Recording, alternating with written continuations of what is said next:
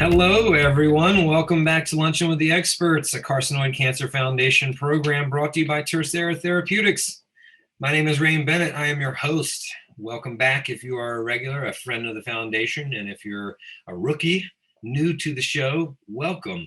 I'm a filmmaker that's been working with CCF for almost a decade to create video content like this live video series, and also produced videos, either patient-centric or treatment-based. And all of those videos, which you can find on our YouTube channel or here on the Facebook page, try to achieve the same mission, which is to raise awareness and education about neuroendocrine tumors. And for me personally, this has been one of the most impactful projects of my life, especially this show. I enjoy doing this every week, and I love the community that we're helping cultivate here. And if you're a part of that, that means if you're attending today, whether you're a first timer or a friend of the foundation, you are a part of that now. And so if you are, and you're in attendance, let us know where you're signing on from in the world. I see people are already doing that. Hello from PA, Chicagoland, Wisconsin, Tennessee, Cherryville, North Carolina. What's up, David? Canada. Let us know. We'd love to see how far these programs reach. And inevitably, every week we reach all across the globe, even live, which is such a surprise to me because sometimes it's midnight where someone is tuning in from. And that tells me that we're doing a good job in bringing a lot of value if we have people who are staying up that late to watch the show. I love it.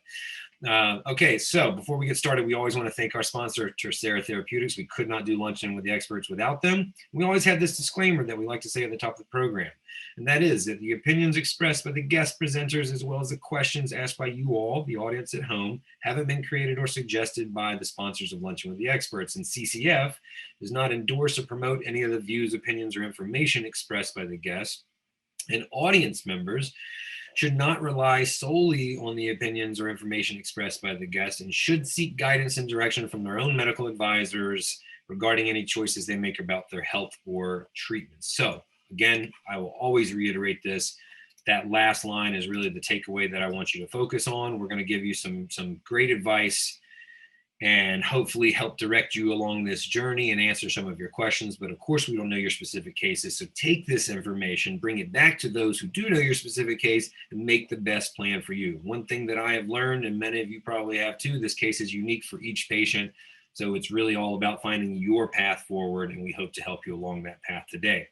So I'm really excited about today's guest because this is, or we just finished rather, more accurately, National Nurses Week. And we love our nurses here on the show, here at the foundation.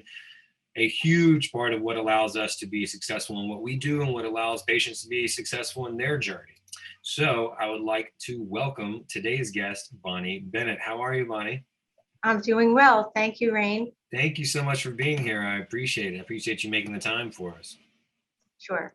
So tell those in attendance, if they aren't familiar with you and where you work and what you do, what do you do? Where do you work? And the way I like to phrase it every week is, what is the role that, as you see it, that you fill in this world of neuroendocrine tumors? Well, I want to say the job you do is awesome before we get started. And you're such so fantastic in your follow-up and in your the knowledge you have yourself, and you can tell that you've been at it for about as long as I have, 10 years. So well, that is a very high compliment. I appreciate it very, very much. Wonderful. So I work at the University of Pennsylvania. I've been a nurse there for 25 years. The last 11 have been taking care of patients with neuroendocrine tumors. We have had a rather unique program here at Penn in that our program combines the GEP-NETs and pheos and paras. So I take care of both groups. And I'm more of a program coordinator. I started out seeing each patient that came into the clinic, and then that got overwhelming as we grew. And so my job has morphed a little. I run our tumor boards and do a lot of other program related tasks, and gather records for patients, speak to patients, help them get scheduled where they need to go, and that sort of thing. And I'm happy to take their questions today. Got it. Got it. So one of the things I like to do on the show that maybe I've done well since I've been running this show is I will say a lot of our attendees, a lot of the friends of the foundation, a lot of neuroendocrine tumor patients are very well educated in this. They know their stuff. They do their due diligence. They do their work. However, we also have new attendees every week, and some people are very early in this stage, and there's a lot coming at them that they may not know, may not have heard of. So I really like to try to do a good job of like laying the foundation, the groundwork for people, to have a base of knowledge before we dive into deeply. So you had mentioned pheos and paras, and I know what that means, but can we take a moment and just clarify that a little bit, what that means and who that really pertains to? Could you do that for me? Yes. So, neuroendocrine tumors are very heterogeneous tumors. And they're tumors that oversecrete hormones, and they can be related. They can be located really for paras. They can be head and neck tumors down to your pelvis. So, and let's, sorry to interrupt, but let's even actually like explain what para is an abbreviation for, just so people who may not. Paraganglioma. Yes. Theochromocytoma and paraganglioma are neuroendocrine tumors.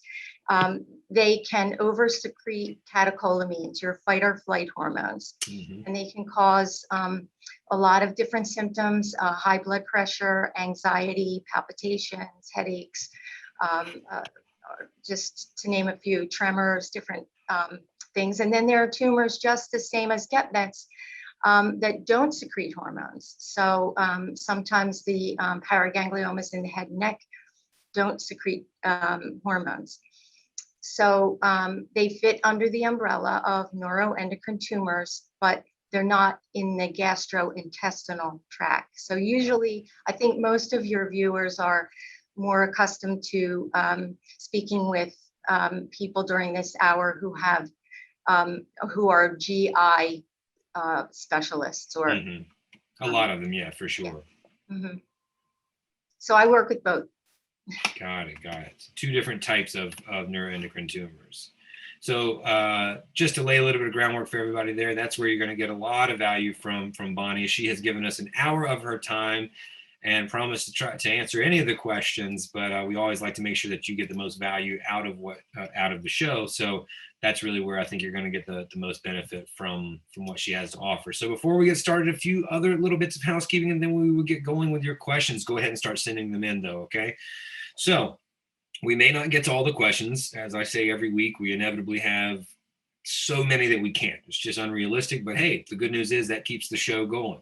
So if we don't get to your question, or if you have follow-up questions, reach out to Carcinoid Cancer Foundation, either here on their Facebook page, you can send them a private message, or you can visit them at their website, carcinoid.org. You can email them there.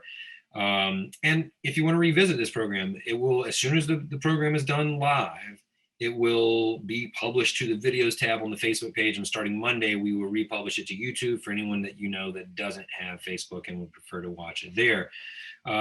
Two things that I ask from you to help me do my job better, which is to serve you. So ultimately, it's serving you if you help me do these things. One, if you know someone, I just mentioned that the show will be evergreen and live here on the videos tab, but the best value is having this interactive session. So if you know someone that would benefit from this and has a question that could be answered, go ahead and tag them in the comments. You can share this video to their Facebook page, a couple different ways that you can let them know this is going on live right now and get them here so we can get them the help that they might need. And secondly, and you all have been doing a great job of this, if you see a question in the comments bar, this little sidebar of the comments that you also have, you're also interested in finding the answer to, you can like that, love it. There's a lot of different reactions. It doesn't really matter which one that you choose, that Facebook gives you the option to, but I will see that multiple people have there's a demand to answer that question. It kind of upvotes it. And so when I'm seeing all these questions and I see that 6 people liked this one question, I'm going to know that that's important to get that one across. So that'll help me get the right questions across. Finally, have you downloaded CCF's NET Cancer Health Storylines app? If you haven't, you've got to. We will put the link in the comments so it makes it easy for you. This app makes it easy to record your symptoms, medications, nutritional concerns, moods, and more. So check that out if you haven't. Again, We will put that in the comments. And that said, anything that we refer to today, anything that Bonnie refers to today, any resources that would help you, we're also going to put those links in the comments section so that you can easily access that. I don't want you having to pivot away and open a Google window and start searching for something. We will add that to the comments. So let's get the show started. Go ahead and start sending in your questions. Bonnie, I want to talk a little bit about, when we talked earlier in the week, you told me that Penn was, I don't know if it was awarded or recognized as a center of excellence. Could you tell me a little bit about what makes your program there special as far as the other programs across the country? Well, the Center of Excellence designation will be awarded to us through the Pheochromocytoma Alliance for the pheochromocytoma and paraganglioma patients. And, we have a multidisciplinary group of doctors. Actually, from the pheochromocytoma side of things, the multidisciplinary team is a little bit more diverse in that they have to include head and neck surgeons and then also chest surgeons, aside from the surgeons that take care of the pheochromocytoma in the abdomen and the adrenal glands. So it's even more diverse than the tumor board for our GEP-NET patients. Although our tumor board, we meet tomorrow, we have 18 patients on, and we have 6 patients that are pheochromocytoma patients that will be presented at our tumor board. So it is unique in that way that we include them in our tumor board. And so we had a application that we had to complete for the Pheochromocytoma Alliance, and then we had a meeting with their board, and thankfully we were granted to be designated as a center of excellence for patients who contact them and are looking for a place to go for care. That's awesome. We talk, Bonnie, almost every week about the importance of a multidisciplinary team. We've made a video about it. Why is it so effective and so helpful, or so effective in helping you do your job, or helping anybody that treats this disease do their job? Why is it so important to have a multidisciplinary team? Well, I think the main reason is that there aren't guidelines for sequencing care. So when we need to, the first line of care, surgery if we can, and then if a patient needs a somatostatin analog. But after that, it really is a team discussion about what we should do next. So having that team there to discuss, what we think would be best, and then maybe, and also take into consideration, what the patient thinks. That makes the multidisciplinary team invaluable. And, it's so interesting because sometimes, maybe it's what imaging we should get next, or what test we should do next. And some of our team members maybe think out of the box a little more than others, and we'll come up with, a good suggestion that we hadn't thought of. Yeah. So the multidisciplinary team is just a wonderful experience to be part of, and I think it really provides great care for patients. And it also probably speaks to, you mentioned earlier about the heterogeneity of the disease. I mean, having that many heads in the same room working with a disease that is heterogeneous as much as neuroendocrine tumors has got to be helpful, because it's not like it's not easy to project what's going to happen, because it's always different. So I think it's that rule of 2 heads are better than 1, but compounded, right? You have a lot of people kind of chiming in there. Yeah. So we see some questions already coming in from the audience, so I want to go ahead and make sure that we're getting people the information they need. I see one attendee from New York City, Rachel Horn. I don't know if you're familiar with her, who says, "Hi, I'm here to support my mom. Shout out to Rachel. Good job supporting your mom, and a belated happy Mother's Day to her. Nancy says, hi, Bonnie. I'm about to fly to Penn next week to meet with Dr. Eads and Roses and have surgery a week from Friday if all checks out well. Will I meet you? How will you be if so, how will you be involved in my care? Well, send me a My Penn Medicine message, and I'll make arrangements to meet up with you. See you there. Thank you. Thank you for letting me know you're coming. Yeah, that's a nurse. That's a nurse at work right there, always caring about the patients first. Mary Ann Sweeney says, hi, Bonnie, sending patient love from New Jersey. So I have a question. So it's about 11 years that you've been working with neuroendocrine tumors. Is that what you said? Yes. What are some of the big lessons that you've learned? What has helped you do your job better in that amount of time? Because I know with the time that I've been working on this, so much has happened in the past 10 years to help us treat this, diagnose this better.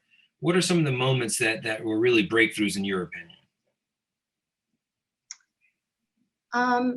I think because I've had the opportunity to take care of so many neuroendocrine tumor patients, that has been a great benefit, because I do hear of patients who say, my doctor, I'm the only one that my doctor's ever taken care of. Right. But when you have so many patients over the years that you've taken care of, and you see similarities and differences, and you're always learning something new, and things are changing. And I was remembering how we would do MIBG scans on all of our patients. It's typically a nuclear scan that's done for pheochromocytoma and paraganglioma. But before we had Lutathera here, before the gallium scan, it was a possible treatment option for patients because we didn't have so many. So we would get an MIBG scan to see if patients had receptors for MIBG. Now we don't do that because we have the gallium scan, we have Lutathera. So the things change and evolve, new things come along, new research is going on, and it's just exciting. And I love talking to patients and learning about their story. I'll say that the most difficult patients to speak to are the ones that don't have a tumor on imaging. We can't find it, but they have a lot of symptoms. And, I do talk to a lot of people like that, and that is a big, challenge. Yeah, I've noticed that as well, and I know it's frustrating for those patients. So that's a great point. I'm sure we'll hear from some today. So we have a question from Emma. It says, how do you view and utilize PASS and GAPP scores for pheo patients? And if you could, for me, clarify what those acronyms stand for. So PASS and GAPP scores for pheo patients. Yeah, so those are grading scores for pheochromocytoma and paraganglioma. Not every institution uses them. Mm-hmm. And they look at the biology of the tumor and give it points depending on the characteristics of the tumors.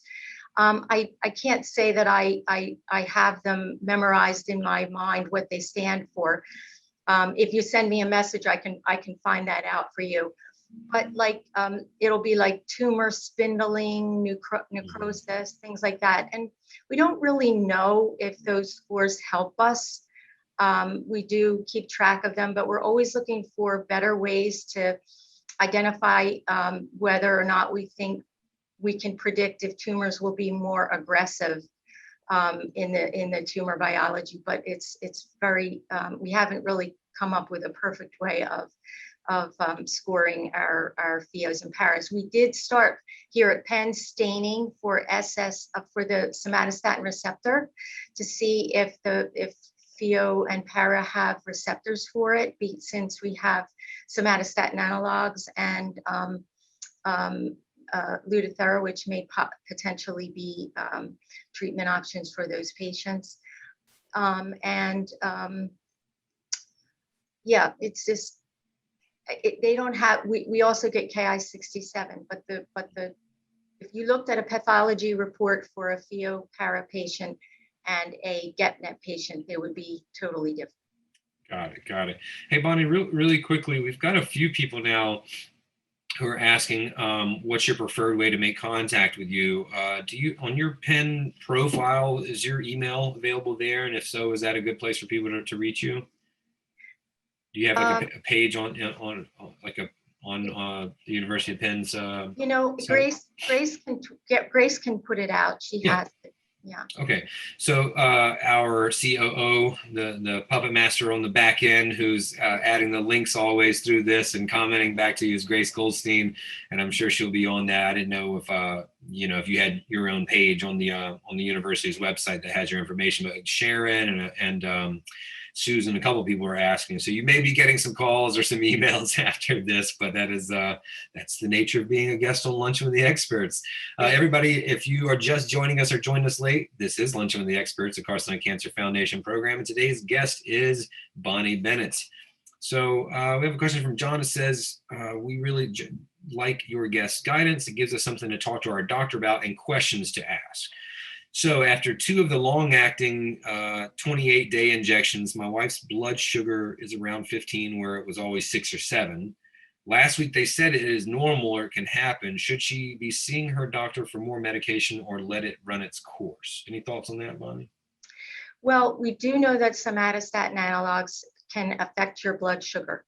It usually takes about 3 months of the somatostatin analogs to reach a therapeutic level in your body. And you should, if your blood sugar, you can have abnormalities where the blood sugar is high or low. I'm not really sure about the readings that you're giving, if they're low or high, based on what you just said, but you should definitely be touching base with whoever manages the blood sugar. I don't know if you're diabetic or on any medication for the blood sugar, but there may need to be adjustments in that blood medication for your blood sugar, but it may take a few more months to settle out to see how that's going to. It seems like his wife's blood sugar is high, 15. He says, where it was normally 6 or 7. But you think maybe give it a little bit more time? Well, I definitely touch base with whoever's monitoring your blood sugar and let them know that you're having these abnormalities. You may need to cut back or increase the medication that you're on for your blood sugar. Got it. Thanks for your question, John, and good to see you again. Glad you're coming back every week, and we hope that you're getting a lot of value out of this. Appreciate your time. Marge, rather, says, would a CT scan with contrast show other cancers than NET as well as the NET tumors? Well, imaging with contrast, usually imaging that does not have contrast is not always the best imaging for identifying tumors, but contrasted imaging can identify other cancers, yes. Got it. Thank you. Question from Hillary. Hillary says, what is the youngest carcinoid patient that you've seen, that you've treated? Well, on the pheochromocytoma spectrum, they are different from the GEP-NETs in that, aside from MEN1, they have about 35% of the patients with tumors have a genetic predisposition to getting the tumors. And so, young people, I think the youngest, and we, our center is affiliated with Children's Hospital of Philadelphia, and they come to our tumor board meetings and bring their pediatric patients if there's a decision to be made. But, I would say 5 or 6 is the youngest. Yeah, and Mars, or Hillary rather, we also have a video on that. I think in general people are starting to see more diagnoses in younger patients. So we have a video on a younger girl who was diagnosed at a pretty young age as well. I think historically it's been in the older age range, but I don't think that is any longer the case. So, hopefully one of those things help. Next question, we're going to keep rolling right along, Bonnie. Next question is from Martin. It says, how likely are multiple head and neck tumors to grow in someone who is in their mid-70s? I know that's kind of a broad or vague question. I'm not sure if well, I mean, this would not be related to the GEP-NET patients, to patients with right. It would be related to patients with paragangliomas. Right.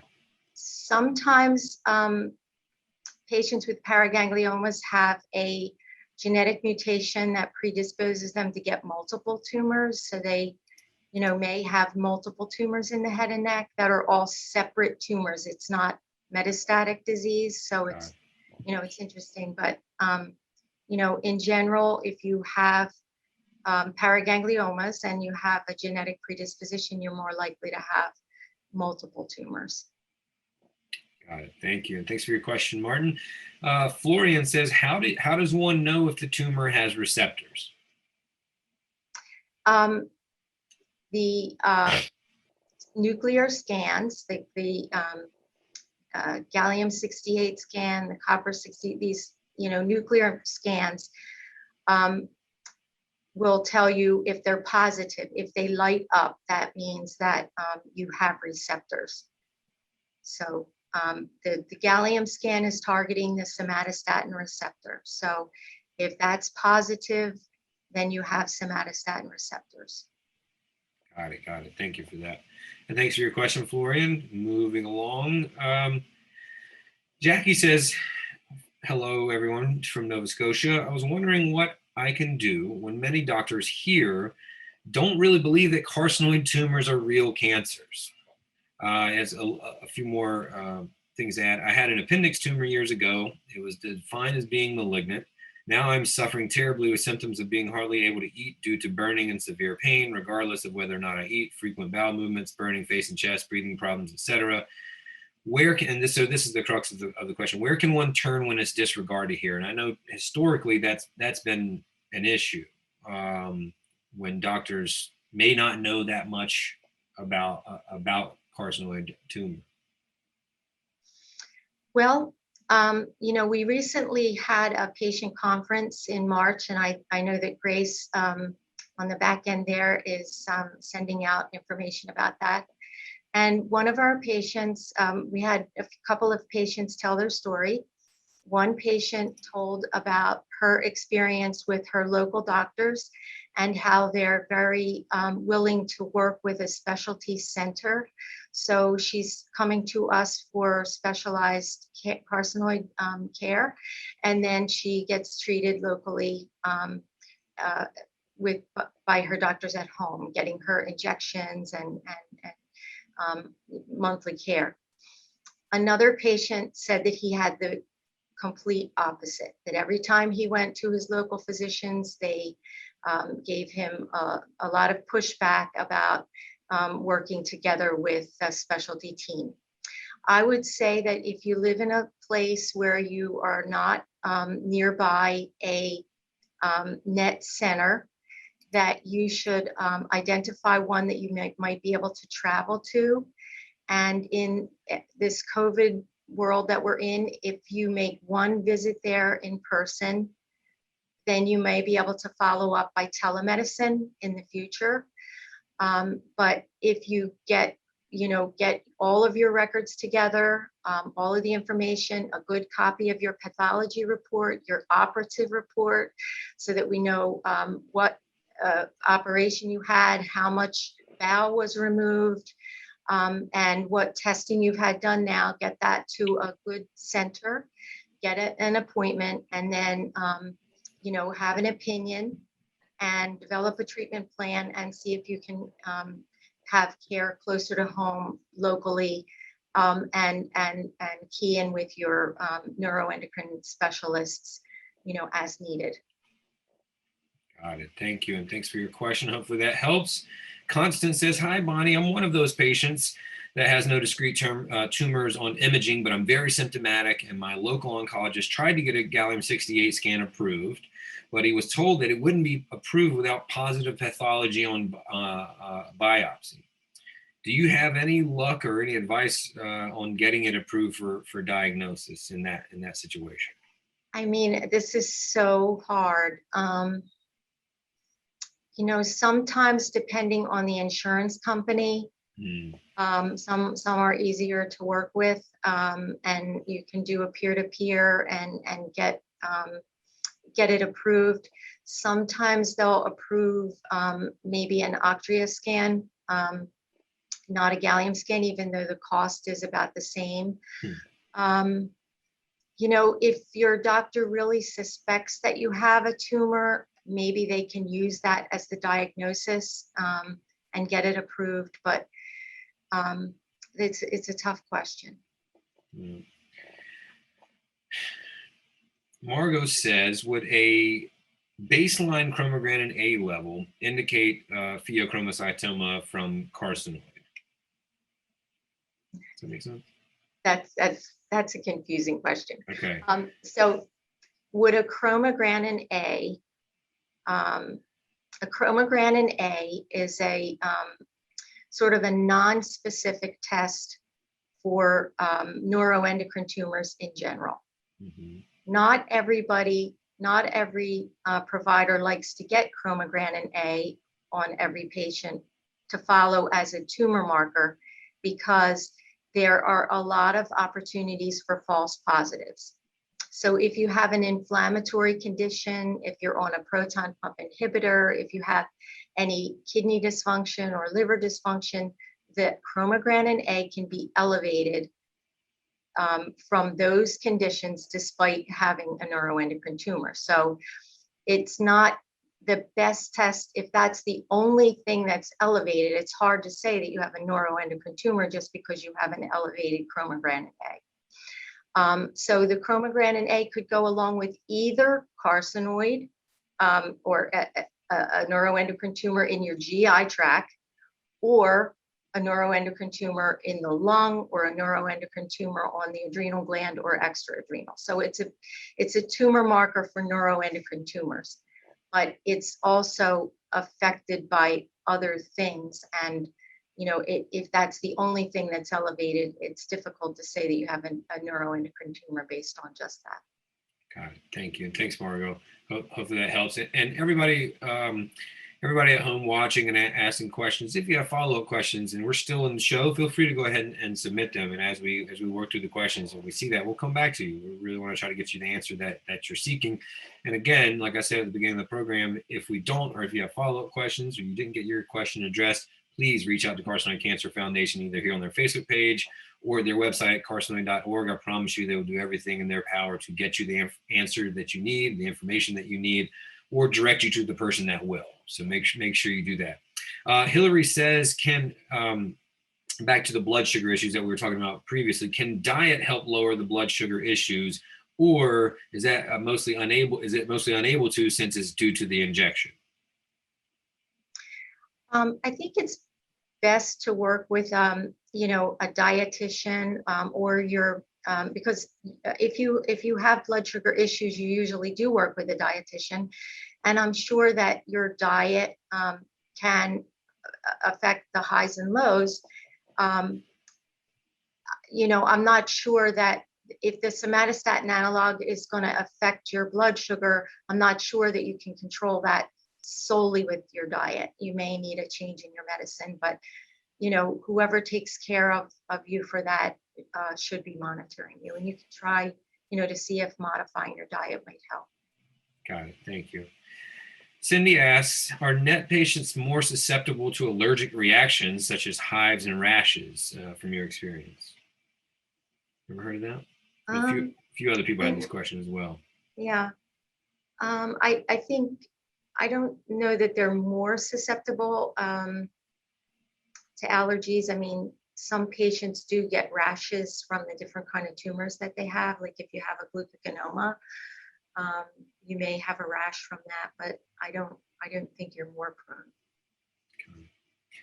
How many times a month does your tumor board meet? I'm not sure if we mentioned that earlier. We typically meet, we started out once a month. Now we meet twice a month. We may go to every week. Diana says, how common is a neuroendocrine tumor in the head? Follow NET patient dealing with pain from back to forward. I'm not sure I followed that, but how common is a neuroendocrine tumor in the head region? Paragangliomas in the head and neck. So I don't want people to get confused, because we're not talking about, you can have a tumor in the head of your pancreas, but if you're talking about this upper area here and it's a paraganglioma, it's not related to carcinoid or, pancreatic tumors. I mean, you could have metastatic disease to your brain, but in the head and neck area, paragangliomas can occur there, and it, I think they say about 40% of the tumors can be head and neck paraganglioma. Got it. Martin asked us a question a little earlier about tumors in that region in their 70s. He has a follow-up question. Says, my wife does have multiple para, head, and neck tumors and a genetic mutation. You had mentioned something about that. Now in her 70s, do you think the tumors would continue to grow, and are new tumors likely to arise? Well, if you have a genetic predisposition, you can get a new tumor. They are typically slow growing. You need to have imaging to determine, whether they're growing. If you have tumors in the head and neck area, a gallium scan is very good for monitoring those, and we usually get those in tandem, meaning, we'll get some anatomical imaging and then we'll get the gallium scan, which is called functional imaging, because it lights up, and and follow the size of the tumors, and if they're making hormones, follow the trend. Another thing about that chromogranin A question was that we don't just look at one number, like, if your chromogranin A was 300. And another thing is that for any test, any assay, you have to look at the reference range, because the reference ranges vary. So if you're, looking at these hormone levels and the reference range was 80 to 520, and now it's 112 to 1109, you have to take that into consideration when you're looking at what the results are. So we would look at the amount of product that the tumor's making and the size of it. Is it growing or staying stable? So, if you have tumors in the head and neck, you need to have those imaged carefully every so often to make sure that they're not growing and they don't need intervention. Got it. Thank you for your question. Hopefully that helped. Let's see. So we're still got a couple of people stuck on the chromogranin A issue, and you just touched on that again. So Polly says, what about a high number of chromogranin A and gastric levels? So are you talking about maybe there's asking about type 1 gastric carcinoids? Because there are 3 kinds of carcinoids in the stomach: type 1, type 2, type 3. Type 1 gastric carcinoids often have high gastrin, and you can have a high chromogranin A.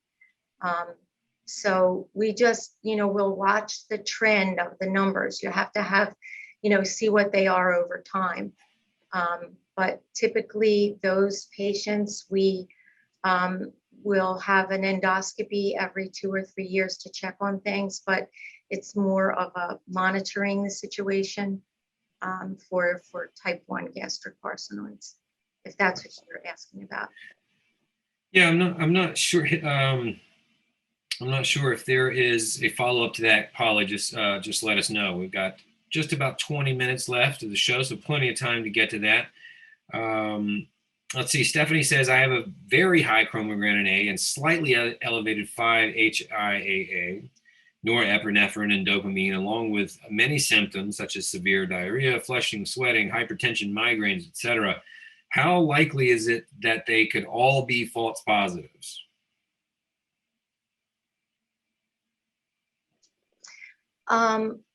Well, you're talking now about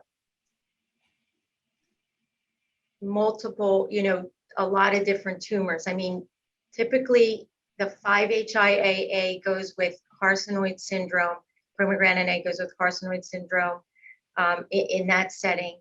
And then the other epinephrine, norepinephrine, dopamine, those go with theopara. So I don't know. It seems like, sometimes you'll encounter physicians on the outside that don't know what tests to get, and they'll get some of the tests that don't go along with one tumor type or the other. And then it's very confusing to sort of, figure everything out.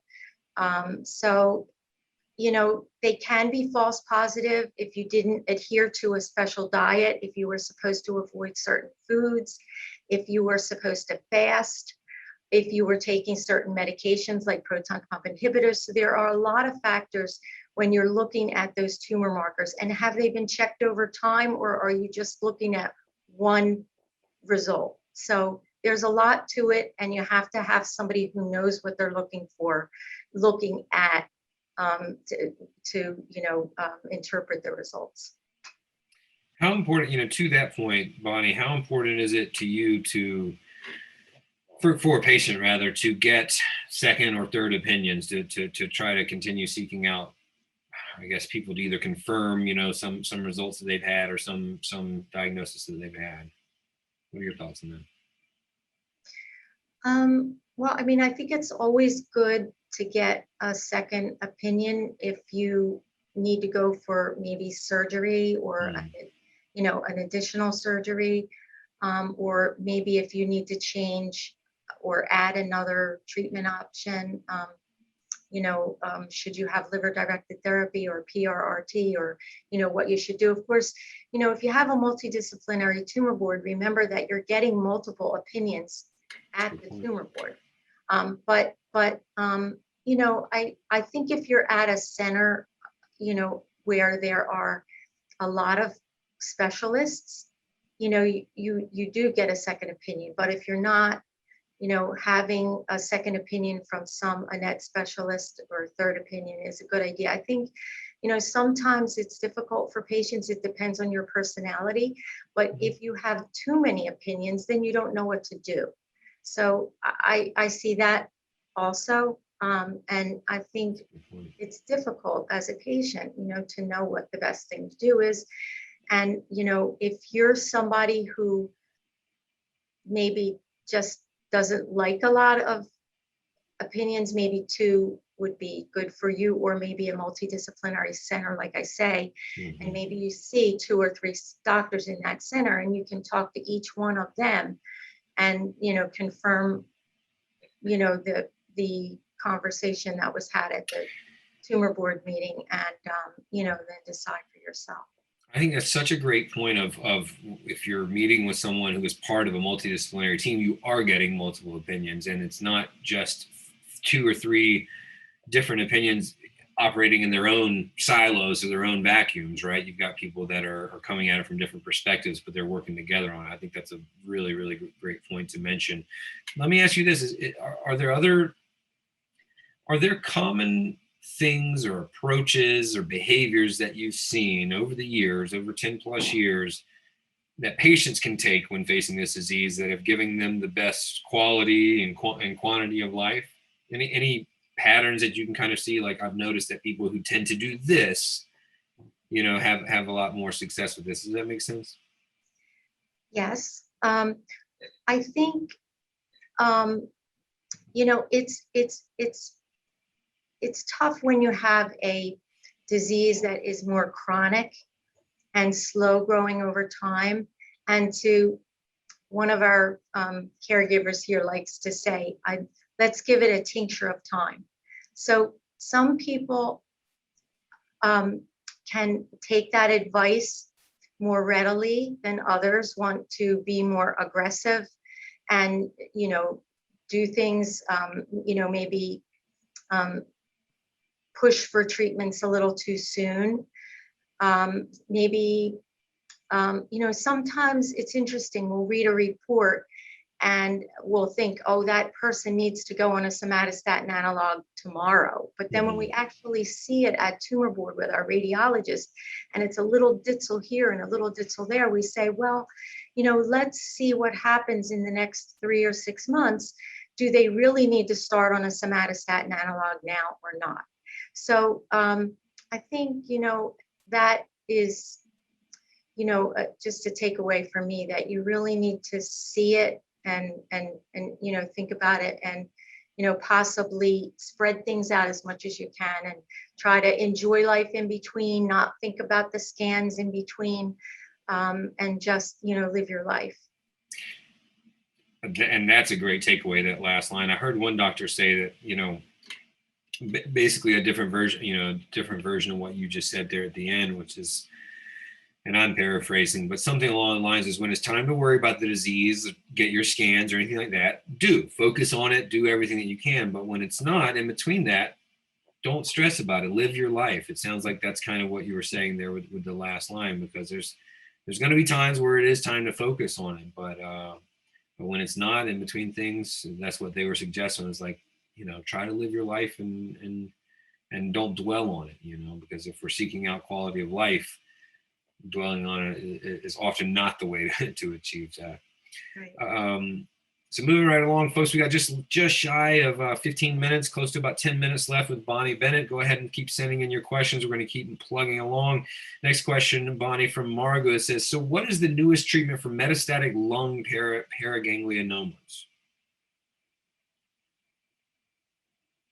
Metastatic lung paraganglioma would be very rare. Okay.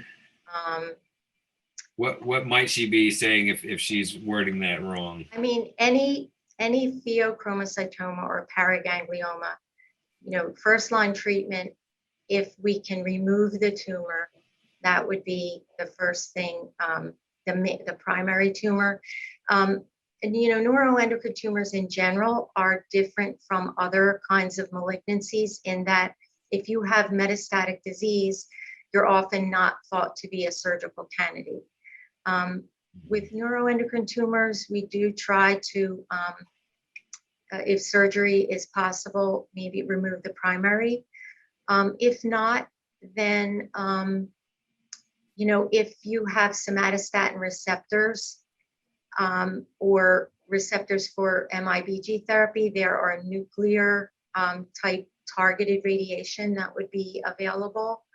Other kinds of radiation. So we'd have to know more about the tumor biology. The thing about pheo and para is that we typically don't biopsy them if unless we block a patient, because it's a special medicine that we give to block the uptake of the catecholamine hormones, so that patients don't go into a hypertensive crisis during the procedure, because when we manipulate tumors, more catecholamine can be released. And also, it's your body's normal fight or flight response as anesthesia, during the induction of anesthesia, for your body to release catecholamine. So we need to block that reaction with special medicine. So I'd have to know more about the case and, to give better advice, but you should be in a place where, a center where there are experienced people taking care of pheo-para. You need an experienced anesthesiologist if you're going for a procedure or for surgery, who know how to take care of you during that perioperative period. Specialists who know how to take care of your disease. So I'd have to know more about it, though, to give more definition. Understood. Thanks, Bonnie, and thank you, Margot. Bonnie, a follow-up to that: are there any new treatments coming up in the near future that you are excited about in terms of helping you do your job better? I think there are some clinical trials for, CAR T, if that would, eventuate in the next few years, that's exciting. Maybe some PRRT, some things that would attenuate that, make it maybe more effective. Just sequencing of treatments, what is the best thing to do next if we need to add something, that kind of thing.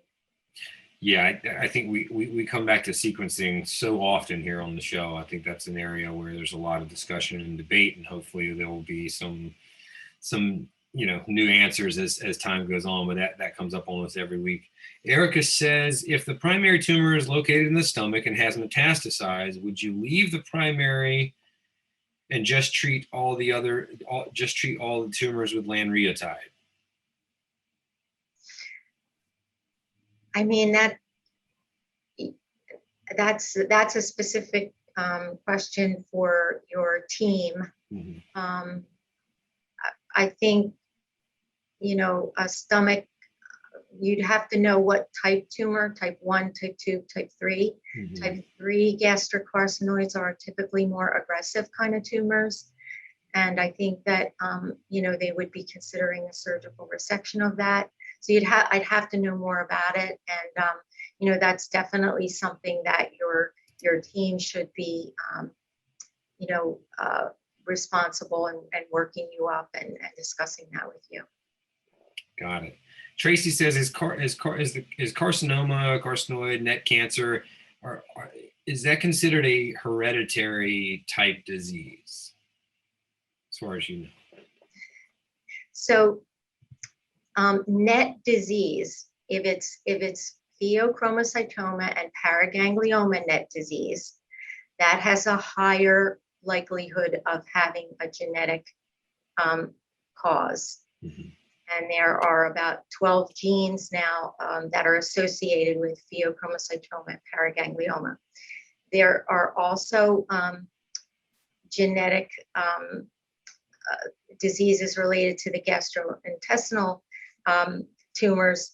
There's MEN1, multiple endocrine neoplasia type 1. And they are associated with tumors in the pancreas, pituitary, and parathyroid. As far as carcinoid tumors of the small bowel, lung, those tumors do not seem to have genetic association. So, there again, a lot of heterogeneity, with the tumors, and, you don't want to get mixed up about them, but it's a lot to sort of keep separated, but depends on what kind of tumor you have. But if it's in the gastric kind of tumors or small bowel, they're not associated with genetic disorders as so much. Got it. About 5 minutes left, folks. Let's keep moving forward. John says, how often do they usually do scans, etc., to see if tumors are growing or slowing down? Is it not good to do a lot of scans, basically, or tests due to the radiation, or does that not matter? And this is definitely a question that comes up frequently as well. There's a lot of things to consider. If you're a younger patient, you're going to need a lot of scanning over time. Some of our caregivers like to switch from CT to MRI because it's less radiation for that.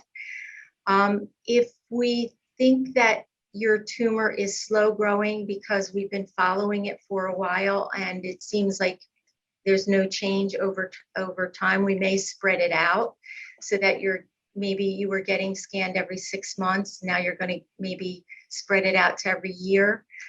Some of the scans may be able to be,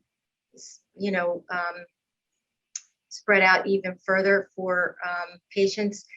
But if you have disease that we're watching carefully, then we may need to scan you every 3 months or 3 or 4 months. So it really depends on the pace of your disease, what's happening at the time. That can change over time. your tumor can be really slow growing and then it can pick up a little bit, or it can pick up and then we take care of whatever's growing and then it slows down again. So, it depends. It's not necessarily something like I get a scan every 6 months and that's the plan that I'm going to be on forever. It's sort of, individualized for each patient situation. Got it. I have a question that's not necessarily about pheos or paras or nets, but there's a couple of people that have it, so I'm going to pose it. Karen says, do you know why there's a 10-week waiting period between a mammogram and a COVID-19 vaccine? I was told if I got my vaccine, I would have to wait 10 weeks before my mammogram. I think they're finding that there are some inflammatory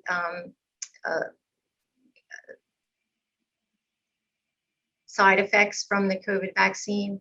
And you can see lymph nodes enlarge from the COVID-19 vaccine. I know that some people have had that and they've actually gone for a mammogram because they got the vaccine and then they had lymph nodes that they felt they could feel. So they sent them for a mammogram. So it may be now that they're saying that you should hold off on getting a mammogram, because we know that there are some things that are picked up during these tests. Even I've seen it from CTs and MRIs and gallium scans, where they'll say, where they'll ask you now if you've had the vaccine, so that when the radiologists go to read the test, they can say, they notice certain lymph nodes on a certain side, and they may be related to the fact that you had a recent COVID-19 vaccine.